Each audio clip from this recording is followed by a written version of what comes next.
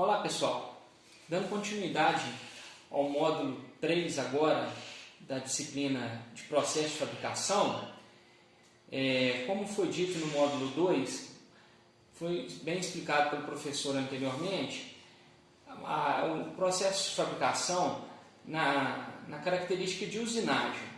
Vocês puderam ver as ferramentas básicas de operações manuais, como limas, serras, e também o processo de usinagem feito por máquinas operatrizes, como torno mecânico, furadeira, fresadora. Então eu vou começar com vocês aqui no nosso módulo 3, um processo de fabricação com a outra visão, mais industrial. Tá? Eu trouxe para vocês aqui uma definição, então, de conformação mecânica. O que significa conformar uma peça? Então, conformação mecânica. Os processos de conformação mecânica são aqueles que alteram a geometria do material, ou seja, a forma, por deformação plástica, através de forças aplicadas por ferramentas adequadas, que podem variar desde pequenas matrizes até grandes cilindros. Quais que são as vantagens da conformação mecânica? O bom aproveitamento do material, a gente vai poder estudar mais para frente aí a questão de laminação. O bom aproveitamento, eles dizem no caso assim de você poder refundir uma sucata com a aplicação de outros minérios, outros aditivos a essa fundição. Então você tem a característica ambiental aí muito bem aplicada, porque você recicla toda essa sucata, então você tem um bom aproveitamento da matéria. A rapidez na execução, possibilidade de controle de propriedades mecânicas e a possibilidade de grande precisão e tolerância dimensional. É importante observar, entretanto, que o ferramental e os equipamentos possuem um custo muito elevado. Que eu vou falar para vocês agora. Geralmente esses processos são feitos em grandes empresas, geralmente siderúrgicas. Não também podendo haver em pequenas empresas, como pequenas usinagens, como vocês estudaram no módulo anterior. Mas os processos de conformação geralmente são em médias e grandes empresas, exigindo grandes produções para justificar o processo economicamente. Aqui eu trouxe para vocês essas figuras que nos trazem exemplos de conformações mecânicas. O primeiro aqui, na parte superior à sua esquerda, é o forjamento. Você tem uma matriz, onde você tem aqui na parte de baixo, com tracejado, a peça que vai ser forjada. Geralmente essa peça é um metal em estado muito quente, onde essa matriz existe uma forma que você quer dar a esse material, então essa matriz faz uma prensagem, então aí você tem um forjamento. O segundo aqui é a laminação. Nós vamos poder, nessa unidade que a gente vai estar trazendo para vocês, nós vamos estar podendo ver mais profundamente a laminação. Mas basicamente a laminação é você pegar uma chapa ou um tarugo numa dimensão, uma espessura maior, e esse material pré-aquecido ou não, ou então até em estado morno, você passa ele entre cilindros. Então, entre esses cilindros você vai ter uma diminuição da espessura do material e um aumento de comprimento desse material. A trefilação, que também é uma maneira de forçar uma diminuição na área do material, e ele é forçado a passar numa matriz onde ele vai ser geralmente de um diâmetro maior para um diâmetro menor. Então isso aqui é mais na fabricação de fios, arame farpado, material que vai dar origem a pregos. Então isso aí está envolvido na trefilação. Extrusão também é uma maneira de você forçar o material a ele passar de um volume maior para um volume menor. A estampagem profunda. A estampagem é muito aplicada na indústria. Nós vamos poder estar vendo isso na segunda unidade. Eu vou trazer para vocês vários exemplos. Para quem nunca teve a oportunidade de ver uma máquina de estampagem, eu vou trazer vários exemplos de matrizes também. Isso vai ser mais discutido mais à frente. O tracionamento também é um tipo de conformação mecânica. O dobramento, onde você tem essa matriz aqui que é o pulsão, você tem a parte de baixo já na forma que você quer deixar essa peça, então você faz um dobramento. E o corte também, você tem uma matriz de corte que a peça vai passando entre a base da parte baixa da máquina e você tem a aplicação de um pulsão que na verdade funciona como um martelo que vai cortar esse material. Então vamos lá.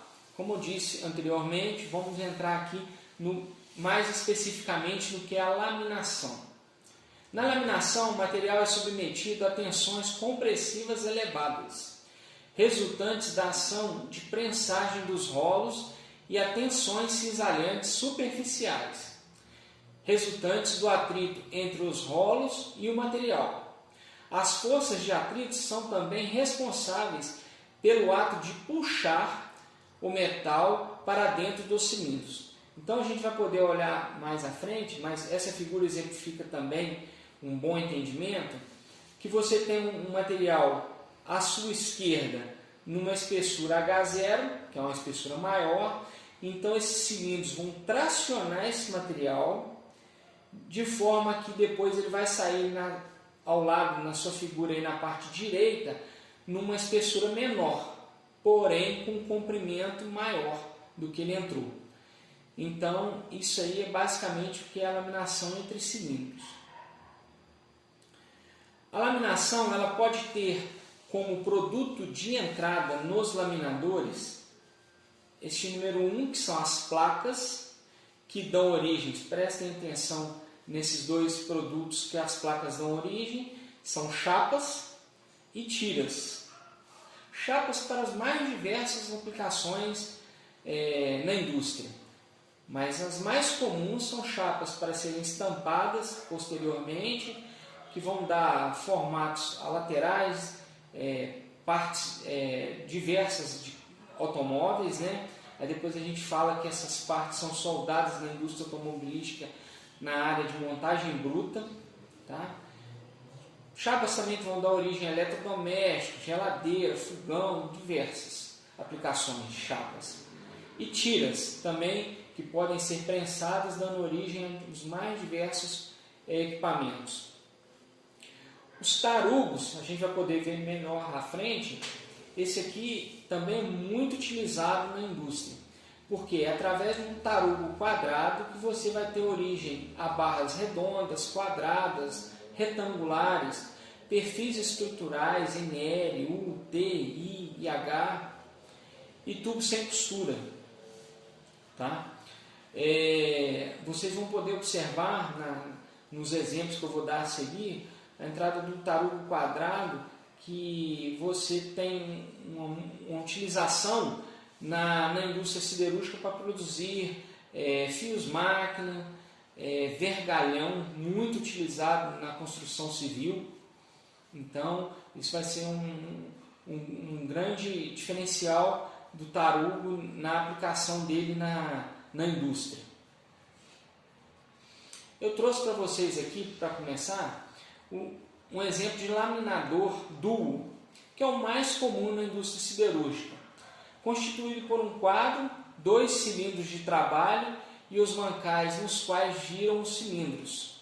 Cilindros vocês vão ver separadamente no próximo slide, mas os cilindros estão aqui nessa parte aqui, exemplificado com os pontilhados. Você tem o cilindro superior e o cilindro inferior. Neste laminador, o cilindro inferior é fixo e o cilindro superior pode remover-se. Pode mover-se durante a operação através de um sistema de parafusos. Este movimento também pode ter acionamento hidráulico. Então aí você tem a parte superior do mancal, que é o chapéu por onde você tira esse chapéu e você tem a remoção dos cilindros para, no caso, fazer uma manutenção preventiva ou até mesmo substituir por outro cilindro. Então você tem a parte superior do mancal, onde você retira o chapéu e você tem a remoção desses cilindros. Cilindros dos laminadores. Os cilindros de laminação são de aço fundido ou forjado. Compõe-se de 3 partes, vê figura abaixo. A mesa, que é essa parte onde vai propriamente passar o material. Os pescoços, onde se encaixam os mancais. E os trevos ou garfos, que podem ser garfos de acionamento. Os cilindros são aquecidos pelo material laminado a quente e é de grande importância um resfriamento adequado deles, usualmente através de jatos de água. Então, naquele mancal que eu mostrei no slide anterior, você tem a aplicação também da peça recebendo vários jatos de água, para que todo esse calor que vem, o tarugo pré-aquecido, a chapa, ele também não estrague totalmente o cilindro. Você consegue uma deformação, uma conformação dessa chapa, desse tarugo, mas também sem danificar o cilindro. Laminação com trabalho a quente. Permite o menor esforço mecânico para a mesma quantidade de deformação, melhorando sua tenacidade. Na verdade, essa tenacidade é a capacidade de um material absorver energia de forma permanente, plástica, sem fraturar. O que você quer? Você quer que esse material passe entre os cilindros, ele deforme plasticamente, mas sem perder as suas propriedades mecânicas, sem sofrer também fraturas, que seriam trincas, coisas que iam danificar lá no final o seu produto final. Não permite dimensões de estreitas tolerâncias. O valor mínimo de atrito é 0,2 microns. Continuando aqui na laminação de trabalho a quente, você tem um pré-aquecimento do tarugo. Essa parte quadrada aí dentro da figura à sua esquerda é um tarugo. Então a figura está exemplificando um tarugo entrando no laminador, dentro de um forno, melhor dizendo. Esse tarugo ele está em temperatura ambiente, pois ele estará então resfriado em temperatura ambiente. Ele entra num forno. Observem que o desenho à sua esquerda mostra uns grãos mais pequenos, menores. Então, assim que entra no forno, você tem um pré-aquecimento desse tarugo com crescimento de grãos. Todo o material, pessoal, para vocês entenderem, dependendo de ser formado por aço, a estrutura desse material é formada por grãos. Então, esses grãos, ao receberem o aquecimento do forno, eles aumentam, possibilitando a melhor deformação que falou anteriormente, que é a tenacidade. É a deformação plástica que esse material vai sofrer posteriormente. Então, essa deformação posterior, vocês veem bem aqui na figura inferior, à sua direita. O material acabou de sair do forno, ele está entrando entre os 2 cilindros, Então, ele sofre uma diminuição da espessura. Vocês podem ver que os grãos estavam maiores na entrada, na saída do forno e na entrada do laminador, mas depois você tem a recristalização, que é os grãos voltando a um tamanho menor, porque ele vai perdendo a temperatura, tá? A recristalização no trabalho a quente. Vamos lá. A laminação também pode ser feita com trabalho a frio. Pode alterar sensivelmente as propriedades mecânicas, diminuindo sua tenacidade e aumentando sua resistência e dureza. Valor mínimo de atrito de 0,5 centésimos a 1/10 de micron. Aqui você tem a exemplificação da laminação com trabalho a frio. Vocês observam que os grãos eles não se recristalizam. Eles saem uns grãos mais encroados, menores ainda.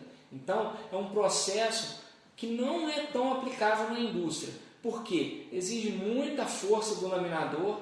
Então, quando você tem um tarugo pré-aquecido no forno, você tem uma melhor laminação desse material. Encroamento de um material na laminação. Então, essa é a exemplificação aí que você tem na sua figura de um material sendo laminado a frio. Laminação com trabalho a morno. Existe alguma controvérsia sobre a faixa de temperatura empregada na conformação a morno dos aços, mas certamente se torna importante entre 500 e 800 graus. A temperatura inferior de conformação é limitada em aproximadamente 500 graus centígrados, devido à possibilidade de ocorrência de fragilidade azul. O que é essa fragilidade azul? Em temperaturas muito baixas, essa fragilização aumenta a tensão de escoamento e diminui a ductibilidade. Então, pessoal, o que você pode ter de pior nesse processo? A ocorrência de fraturas nesse material, fragilização dele, porque onde você tem uma fratura, você pode ter uma ocorrência de uma trinca. Então, você não quer que um gancho, por exemplo, depois um vergalhão, depois de ser feito, ficar pronto, você não quer uma fratura nesse vergalhão, que toda essa estrutura da construção civil vai estar comprometida. Então, não é muito utilizado esse processo de trabalho a mão. Eu trouxe para vocês aqui uma tabela comparativa que mostra quais as vantagens e desvantagens do trabalho a quente, que é o TQ, o trabalho a frio, que é o TF, e o trabalho morno, que é o TM. Então, por exemplo, no trabalho a quente, força e energia, você gasta muito menos, você tem um sinal de menor. No trabalho a frio, você gasta muito mais. No trabalho a morno, é intermediário. E assim vai. Você tem o elimínio de defeitos na fundição, a tolerância de acabamento, o surgimento de discordâncias, uniformidade da microestrutura, a recuperação e a recristalização. Então, essa tabela também te dá uma visão das vantagens e desvantagens para cada processo. Aqui, pessoal, eu já trouxe uma figura para trazer para vocês uma visão melhor da laminação. Entendam como início da laminação, por exemplo, uma siderúrgica que vai fazer um fio-máquina, um vergalhão. O primeiro processo que ocorre na laminação é este aí que vocês estão vendo. O tarugo ele entra em um forno, é aquecido, você tem a peça numa cor rubra, né? Você tem a peça em alta temperatura, esse tarugo saindo em alta temperatura. Então esse tarugo aí nessa foto, ele acabou de sair do forno e está sendo tracionado para entrar no primeiro laminador. São vários laminadores. Na laminação, não é somente um laminador que vai pegar um tarugo desse e vai transformar nessa bobina. Por exemplo, pode ser uma bobina de vergalhão, que eu trouxe para vocês a figura aqui, na sua esquerda. Então, não é um tarugo desse que no primeiro laminador, ele vai se tornar nesse fio, nesse vergalhão, tá? São vários laminadores. Então, um tarugo desse, ele tem um comprimento mais ou menos de uns 7 metros a 10 metros.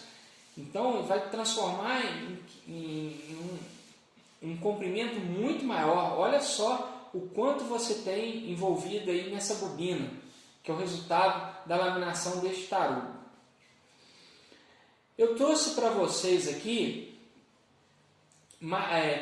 tanto no nosso slide anterior, penúltimo slide que eu comentei para vocês do tarugo pré-aquecido, e tendo como resultado a bobina, eu trouxe para vocês uma fase que eu tive a oportunidade de acompanhar muito bem na indústria siderúrgica, que é praticamente a penúltima etapa do processo de laminação. Vocês podem observar na sua figura à esquerda a bobina vindo aberta, tá? Ela vem, eu coloquei até aí uma figura aí de um brinquedo para vocês fazerem uma analogia, para vocês verem como que essa bobina ela vem pendurada nesse gancho em amarelo. Ela é tipo essa mola de brinquedo que as crianças usam muito, só que ela está totalmente espalhada por esse gancho em amarelo. Isso para transportar é quase que impossível. Assim que você encosta essa bobina no chão, ela se torna um emaranhado de fios todos complexos. Então, essa bobina ela está acabando de chegar nessa máquina em azul. Essa máquina ela é conhecida como compactadora no processo de laminação. Então, esse gancho em amarelo ele estaciona no meio da máquina e vocês observam na figura, na foto à esquerda, que você tem dois blocos em azul que são chamados de cabeçotes. Eu até coloquei aqui na figura direita as setas em vermelho, mostrando o que é o cabeçote móvel e o cabeçote fixo. Mas vamos aqui na nossa foto à esquerda. Observem que a bobina está entre os dois cabeçotes. Esses cabeçotes estão distantes ainda da bobina. Então, assim que essa bobina estaciona e a máquina está preparada para compactar essa bobina, esse cabeçote da esquerda ele avança pressionando, pode chegar a uma pressão até de 400 kN, ou seja, 40 toneladas. É muita pressão, tá, pessoal? Para vocês terem uma ideia. Ele compacta todo esse material, todo esse fio que está aberto e espalhado, e ele compacta esse material. Compactou o material, ele tem umas guias que vai passar um fio. Vocês podem observar na figura à direita que são fios que vão fazer uma amarração dessa bobina com esse material todo compactado, tá? Aí sim você tem a possibilidade, depois de abrir o cabeçote móvel, esse material já está compactado e você pode fazer a liberação dele e trazer o próximo gancho para fazer a repetição dessa operação de compactação. Depois desse processo de compactação, essa bobina ela passa e fica em cima de uma mesa. Essa mesa sobe, essa mesa nada mais é do que uma balança. Essas bobinas chegam a ter, em média, 2 toneladas de peso, tá? Então aí eu trouxe para vocês mais o final do processo de laminação para vocês entenderem. Por hoje é só, pessoal. Bons estudos para vocês. Até a próxima.